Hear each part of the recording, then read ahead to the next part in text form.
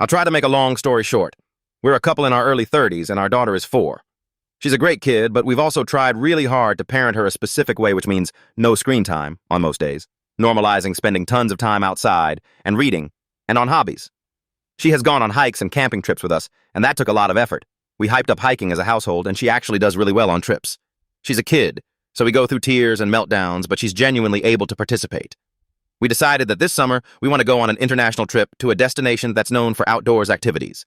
I was telling about this vacation to my friend who has a 6-year-old, and my friend immediately got excited about how great the plans were. Then she immediately started talking about how great it were if she came along with her family. I told her it's just a family thing for us, and we already have most of our planning done, so we can't accommodate her. She told me that we could still cancel our lodging and go together. Then when I said no, she said it won't be a problem, and they can book their own. I firmly don't want to go with her and her family. Her 6-year-old is not used to hikes and spending time outdoors. It'll be a really hard trip for him. My friend tends to ask our group to adjust activities to something kid-centric if she can't find a babysitter, which is fine when it's something local, but it doesn't align with how I want to travel because I already know her kid won't do well with the activities we have chosen. Selfishly, her kid also gets a lot more screen time and a lot more leeway, gets what he wants after tantrums, which makes our lives harder after a prolonged period of our kids hanging out.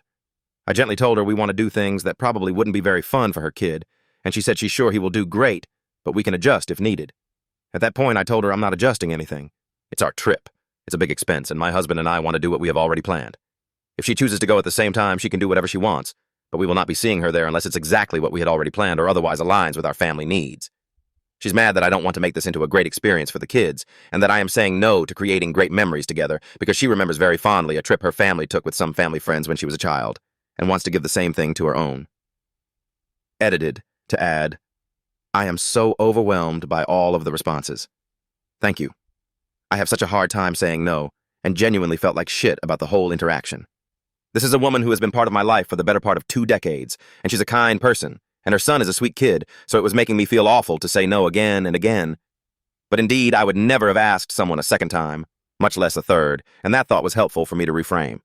I texted her a little peace offering that we can try to go on a weekend getaway to a hotel with a water park in our area sometime if she would like. And I think that is a decent enough compromise. It'll be much more suitable for both kids together with ample room to separate the kids or do other activities if needed.